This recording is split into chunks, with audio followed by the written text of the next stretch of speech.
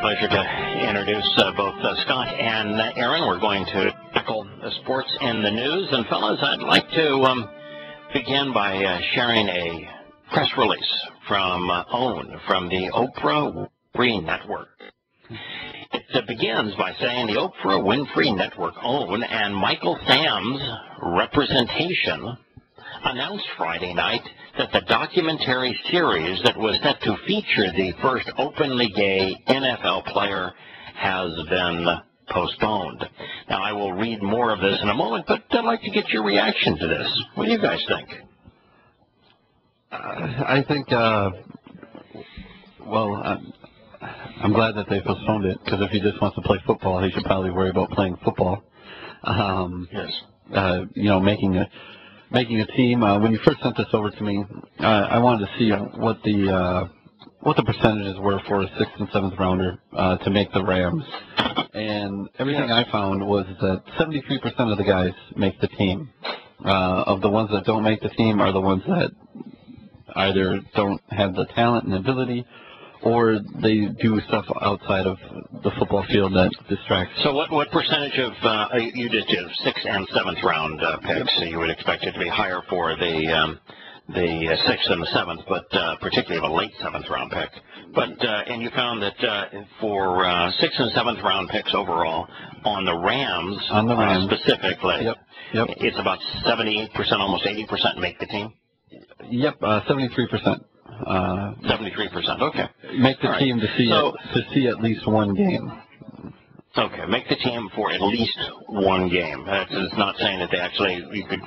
I guess you make one game. You're officially an NFL player. but okay, so it's going to be for a late 7th round draft pick if the entirety of 6th and 7th are 73%. A late 7th round draft pick, you would do it just a normal extrapolation. You'd say that his chances are somewhere around 50-50. Yeah, definitely. Somewhere around 50-50. And that's without any extraneous kinds of issues playing into the equation. Yeah, I think the highest percentage I saw was like 85%. The Packers had like 85% of their 6th and 7th rounders make the team. Mm-hmm. And then the lowest one was 69%. Make the team. But again, that's 6th and 7th rounders, and this guy is a late 7th rounder, so he's not going to be the average there, or even the St. Louis average. So it's somewhere right between 50 probably and 55% is his chances of making the team. So at this very point, he's not an NFL player, is he? Fringe, at best. Yeah, well, not easy. Won't be an NFL player unless he actually makes the team and gets to play. Is he the first openly gay player in the NFL? To the media. Openly gay to the media and willing to make a bigger deal about it. The tight end from there's been many gay players. The most famous of them is the tight end for the Washington Redskins. Yep, I forget his name.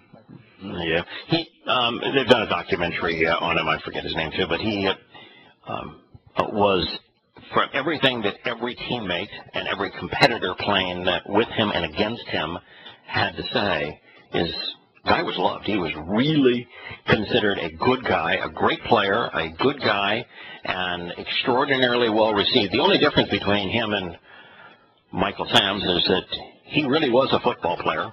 And the fact that he was homosexual was irrelevant to his playing football. With Michael Sam, it's the only thing that seems to be relevant. At the moment, yeah. Part of that comes from the not playing games. I think Michael Sam has the ability to be an NFL player. But I think if he decides that he wants to pursue a reality series as a homosexual crusader. Yeah. If his goal is to be a homosexual crusader, then the likelihood of him being a successful football player goes down immeasurably. Well, I think you gotta look at this two ways. Do you want to be a football player, or do you want to be a gay rights activist? Because that's what the NFL is going to look at it. They want football players. Yeah, exactly. They want football players. Chris Cooley up from Minnesota, very pro-gay marriage, everything like that. And Right. he, after he got cut by the Vikings, they told him, he filed a lawsuit against him saying that it was his belief, his outside belief Right. that led to him being cut, which isn't, the stats don't back that up. So. Yeah, I mean, he's an old punter. Old punters are a dime a dozen. He wasn't even a terrible punter. He was just overpaid greatly. Yes. That's part of the NFL deal too, isn't it? Yeah, he was an average punter. His statistics lined up with the average of the NFL. Right. So he's an average punter that was paid more than the average punter in a league that has a salary cap, and he was aging. Correct. Yep. Right. And punters have a tendency to irritate players. Remember when Peyton Manning went off him on his damn punter? No, it was the kicker. It was the kicker, yeah. Oh, the kicker, yeah, the damn kicker, yeah. It's kickers and punters that have a tendency to irritate because if a kicker and punter just isn't quiet and keeps his mouth shut and just kicks and punts, it is a major irritant within the locker room that don't much like kickers and punters anyway. And so if you're going to be a social advocate as opposed to just a kicker and punter, you're typically not welcome in the NFL unless you are an extraordinarily good kicker and punter, and they'll put up with it. Well, what are they gonna?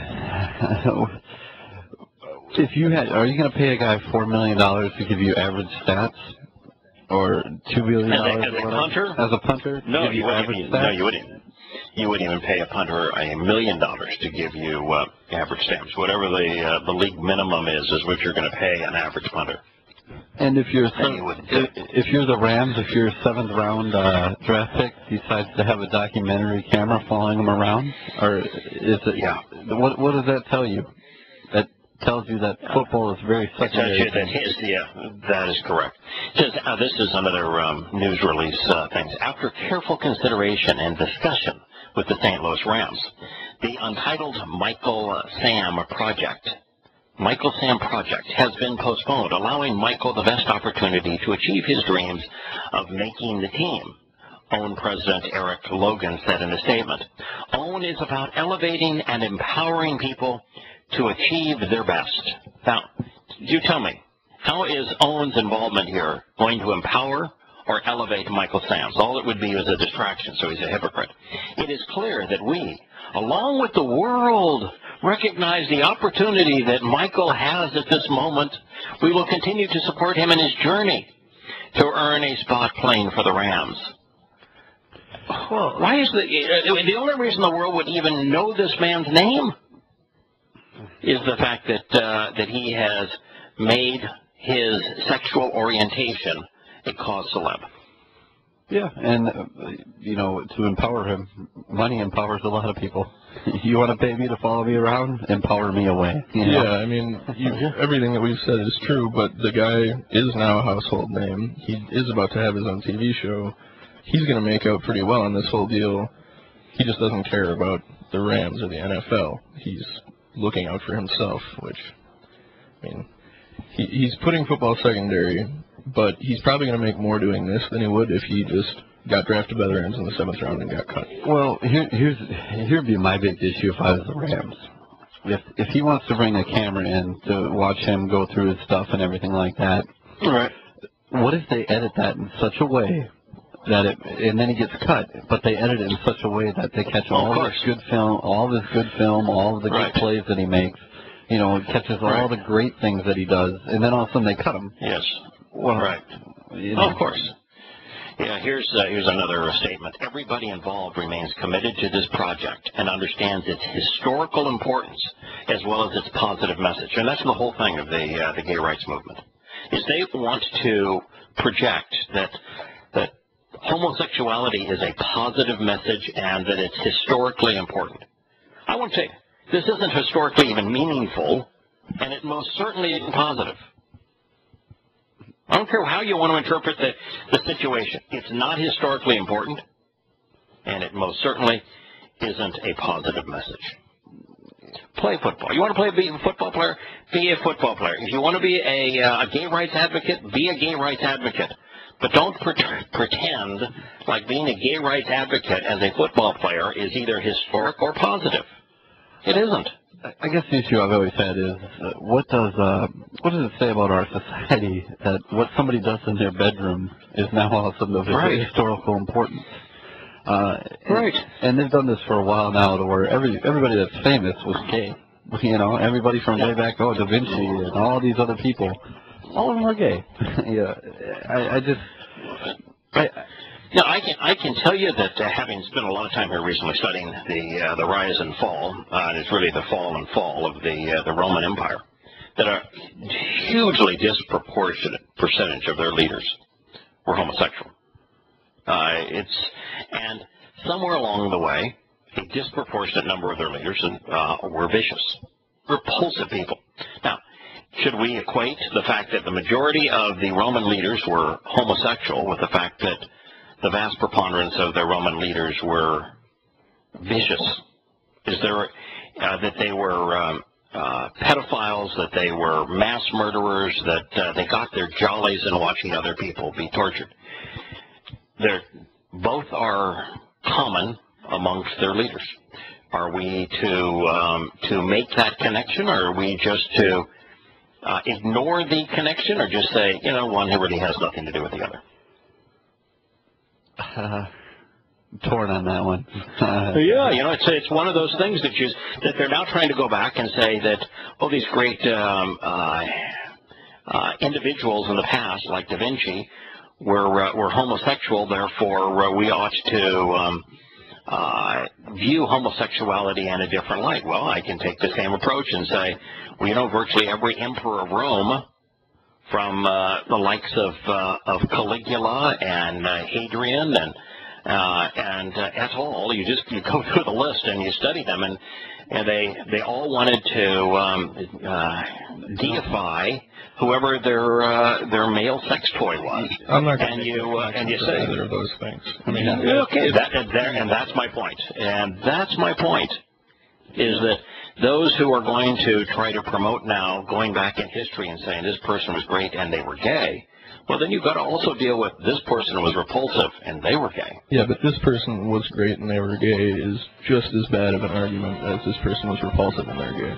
What is that? And by the way, that was my point. That's the reason why I countered with that when Scott shared the Da Vinci revelation, is that what we ought to come to realize is a person's sexual proclivity, whatever it may be, ought not ever enter into the discussion as to what else they may or may not be good at.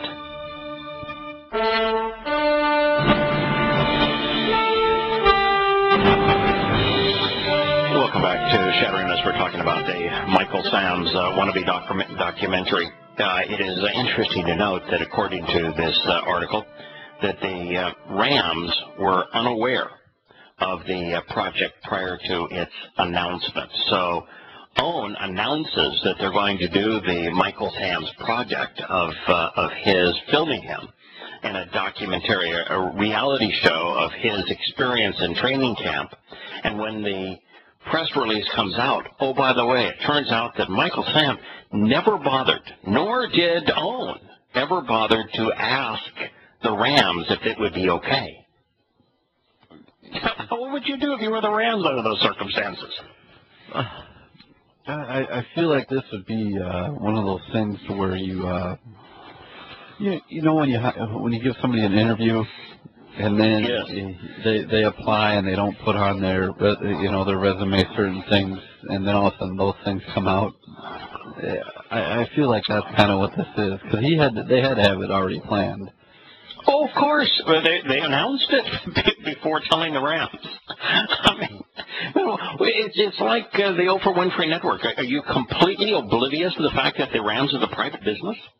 And that you don't have a right to send your cameras into a private business without asking their permission? Well, they'd also, in that same, if it's the same article that you sent over to me, they didn't ask the NFL if they could use any of the NFL stuff.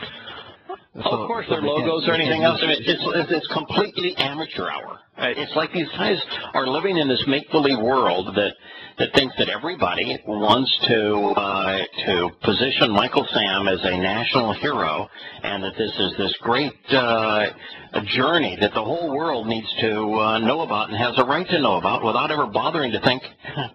Come on, it's a football team. It's a private business. You say it's amateur hour, but I say that whoever the PR person is for OWN, the Rams, all of them, geniuses. Because we are talking right now about Oprah Winfrey's network. No, it's not. It's not genius because they all failed. You think about the Rams. Aaron, during the break, you told me that why don't you share the story of why Michael Sams was drafted? The quick summary of it is that when they were going into the late 6th and early 7th round and players were being picked, that Jeff Fisher, the coach of the Rams, called the manager and said, hey, we should go get this guy. And they did. And everybody in the room patted themselves on the back for, all everything that they've done in drafting into the team. And they were very proud of themselves for it. But so they were looking for publicity because of the stance he had on homosexuality. Yes, and the position that they drafted Sam in, they're proud. They're one of the deepest teams in the league at that position. He's not a player that they need. And then no, in fact, they have two of the very best players in the NFL, including Chris Long. In that position. Robert Quinn had 18 or 19 sacks last year. And Chris Long. So Quinn and Long are the starters in that position. They did not pick him because that was a need for their team. No, and his scouting report is that his ceiling is he would be rotated in on some plays if the situation was correct, and that's if he makes the team at all. So they drafted him only for the positive publicity in the media, and now this has turned out to be a fiasco. Somewhat, but they've said no to the documentary. Yeah. Okay. Well, it is interesting that everybody now acknowledges that this was all because he's gay, not because that he was drafted because he was gay. He wasn't not drafted because he was gay. In the opposite that had been presented. He was drafted expressly because he was openly gay, and they thought they would win kudos publicly for that. But then when he came in with his own reality show, they said, no, not going to do that here. Well, and had he not been drafted, I bet you there's several teams that would at least work him out as an unsigned free agent just because. Absolutely. I would agree with that.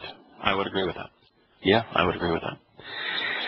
The next story here is the International Football Association, which is the soccer organization that hosts the World Cup. They agreed to what many consider to be bribes to host the 2022 World Cup in Qatar, and now they're saying that was a terrible idea. And now they're not blaming, by the way, the fact that Qatar is the ultimate gun runner in the world. That the death rate in Libya and Syria has gone up tenfold because Qatar is providing weapons to the mujahideen in those countries. They're saying that it was a bad idea because it's hot there. What's your reaction? You award somebody a World Cup and then say, that was a terrible idea, it was a horrible mistake, and you do so 8 years before the event is to take place? What in the world are these guys drinking?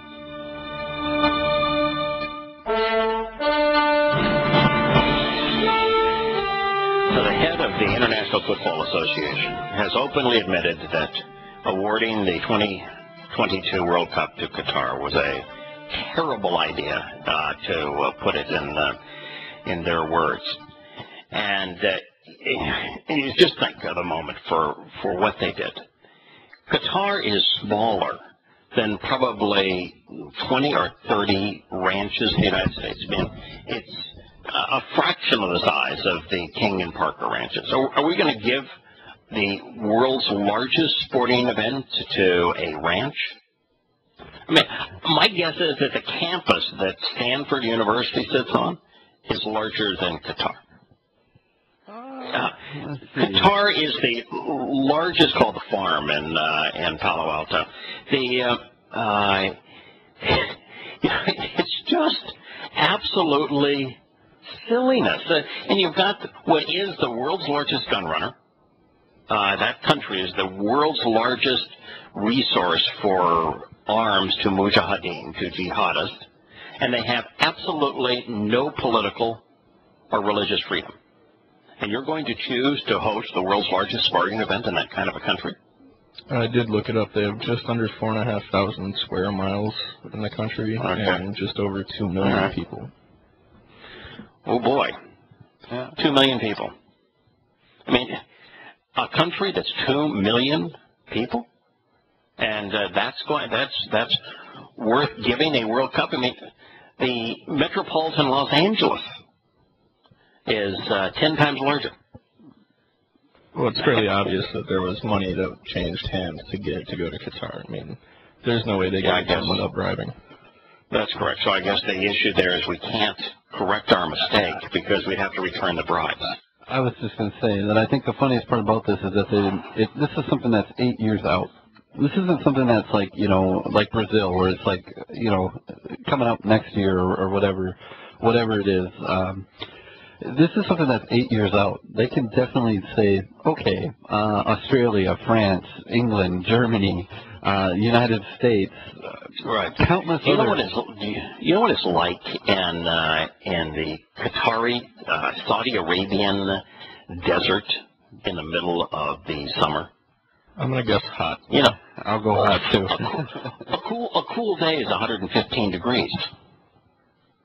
And a lucky day is when the sand isn't chiseling your face. That sounds like a fantastic venue to watch and play soccer in.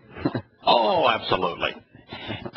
This story we have held in advance because there was other stories, but a naked woman who referred to herself as Jesus is now the focus of 911 tapes that have been released regarding San Francisco 49ers quarterback Colin Kaepernick.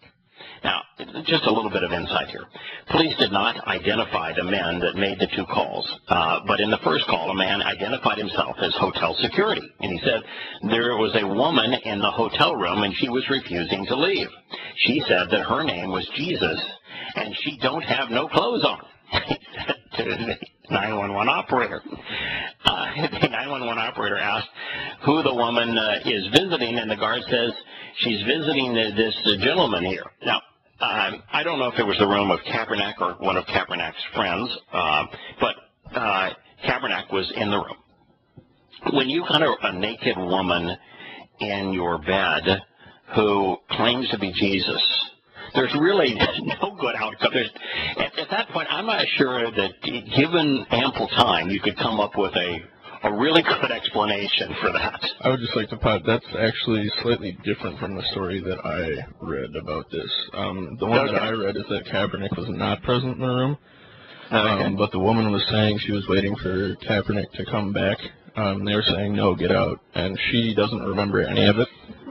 The last thing that she remembered was she was smoking weed with a group of people that Kaepernick was a part of, but nobody really singled each other out, and she blacked out from drinking so much. Well, it's not inconsistent. At the time that the security was trying to get the woman to leave, the guys that were there previously were gone. I don't think there's any question that Kaepernick and other NFL football players, his posse, if you will, were with the woman in the room, but they left the room and left her in the room, and so security came in and wanted the woman to get dressed and leave, and she said that she's Jesus and she ain't leaving.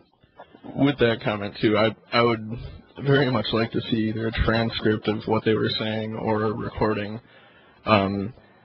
She identifying herself as Jesus is really odd, and she was mentally not... Well, this is a direct quote from the 911 tapes that were released publicly. She said her name was Jesus, and she don't have no clothes on. I mean, she's visiting this gentleman here. That's directly says, there's a young lady in my friend's bed, the caller says. She says she's not leaving until she sees him. No, he's not her boyfriend. He's somebody she wants to sleep with. Just like Jesus. He was a big partier. Yeah, I guess a doper and like to roll around naked. He was also a she, apparently. Yeah, I guess all I can say is that somewhere along the way, if you don't want your name tarnished, you ought not party and do drugs with naked women who think they are Jesus. Yeah, you ought to have a little better discretion than that. I'm not saying that Kaepernick did anything wrong except bad judgment. Well, I think this is also. I talked to you about this in an email. This also speaks to what sports journalism has become. Journalism in general, really. It used to be that you had to go through, find your facts, make sure that everything lined up, make sure you didn't have anything wrong, and then you'd report it.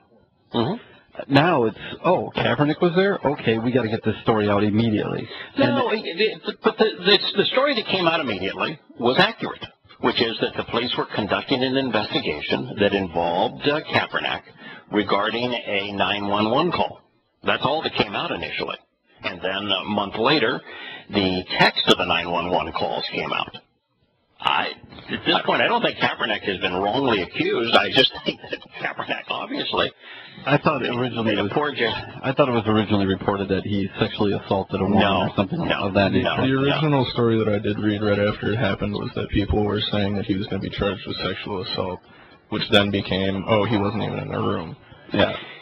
Yeah, because the original story that I read the day that it came out was because I'm not a Kaepernick fan and I'm not a 49er fan, so I would be naturally drawn to bad press on Kaepernick and the 49ers. And the nature of being a football fan.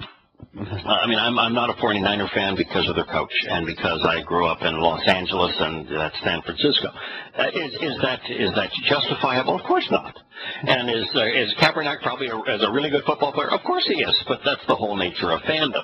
And so I read the first story. The first story was by ESPN, and the details were accurate. And the details reported by ESPN said that the police was conducting an investigation. It does. One of the potential people of interest is Kaepernick, and it's about a woman in a hotel room. And they didn't go further than that. Now, there may have been blogs that came out or other news agencies other than ESPN that said that it's a potential for sexual harassment. But there's no one even now that is saying that Kaepernick sexually harassed a woman. It's just that there are certain things that are really hard to explain, and there's no explanation that's a good one. And this would be one of them. This would be one of them. That's really as far as I want to go with it, is that you really ought not put yourself in a position where you need to explain how that all... Imagine how that plays out, though. Mr. Kaepernick, yes. Can you tell me what happened? Well, you see, what had happened was... it's kind of like Donald Sterling trying to explain why he's been baited into this conversation with the African American hooker. Now, I know it's not appropriate to say she's a hooker, but when you receive $1.8 million worth of trinkets to have, and you're in your 20s to have sex with an 80-year-old man, you're a prostitute. Whether or not you like the term or not, you're a prostitute. Call girls. Okay, well, they're called call girls. All right. And she's very successful at it. She must be. Yeah. I mean, it's not every day that you probably get $1.8 million to ply that craft. There's probably not a lot in her craft that can make that claim on their tax return. That's probably true. But nonetheless, when you say I was just trying to have sex with her, which is why I didn't want competition from other black guys because she was a black woman, you're not doing yourself any good in trying to justify why you said things that are come off as racist. There's certain things you just say, okay, that was a screw up. I got no excuse. The funniest part about the Sterling thing, though, is that he's a lawyer. He knows that he shouldn't say that stuff. That shows you how off base his brain is right now. And my whole issue with Donald Sterling, and then we'll go on to the next story here, is that what I see in Donald Sterling is I've been around, and I'm sure you guys have too, old people that somewhere along the line start to lose it mentally. My mother-in-law was such a wonderful woman. I mean, she was so sweet. I loved this woman. But somewhere in her mid-80s, she lost it. And she would have conversations with you about the elephants that were dancing outside the window. And then she would say something that was lucid, and then she would talk about how there was a marching band going by, and they were led by polar bears that were dancing. And then you just realize you want to play along with her at that point, because trying to hold her accountable for the insanity that was happening in her mind would have been abusive to her. At that point, you say, they are cute polar bears, and I love their outfits. And you just see her smile, and she was happy. And Donald Sterling has lost his mind. It happens. And we just really ought to back off and realize, okay, the guy's lost his mind. Don't hold him accountable for every word that's coming out of his mouth. He's lost the ability to think. Then the question becomes, should somebody that doesn't have the ability to think own an NBA team? Own one? I don't know. Manage one? Absolutely not. And when it's not funny to talk about the dancing polar bears outside of the window, then the league has an issue. So I don't have an issue with the league saying we want him to sell the team, but somewhere along the line we ought to just back off and say the guy's senile. He's lost his mind. It happens. It can happen to any of us. We'll return with more commentary on the news.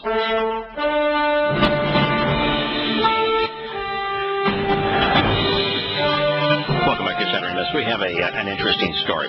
3 Oregon players involved in sexual assault, at least an investigation, were dismissed from the university. It is interesting to compare what happened.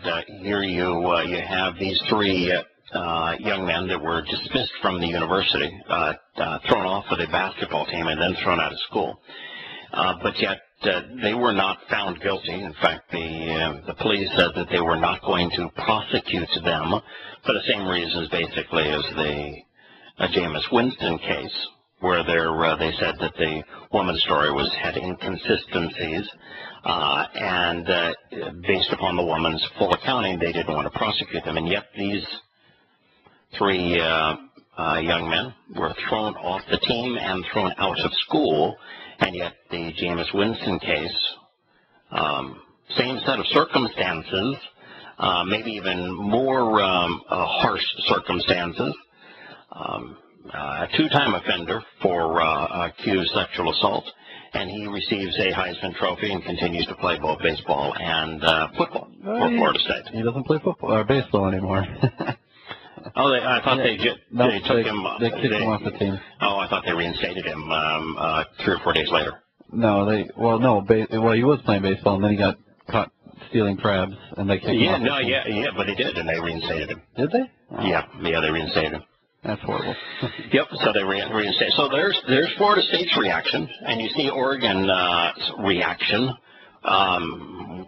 These are night and day.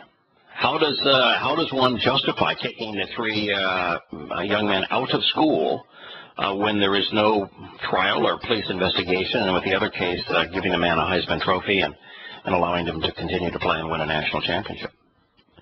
How do you reconcile those stories? You can't, and if you see how Oregon handled it,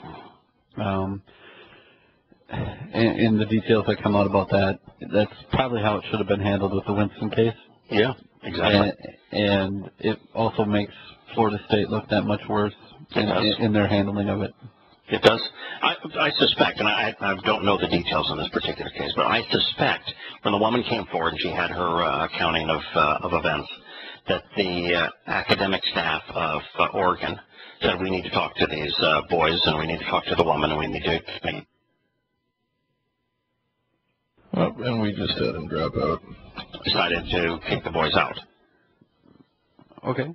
You cut out for a second there, so I didn't catch all that. Oh, I just said that my suspicion is that at Oregon, that once they heard the charge against the boys from the woman, even though the police were not going to prosecute them, they met with the woman and listened to her story, and then they met with the guys and said, what's your explanation? And when the guys didn't have a decent explanation, they said, then you're gone.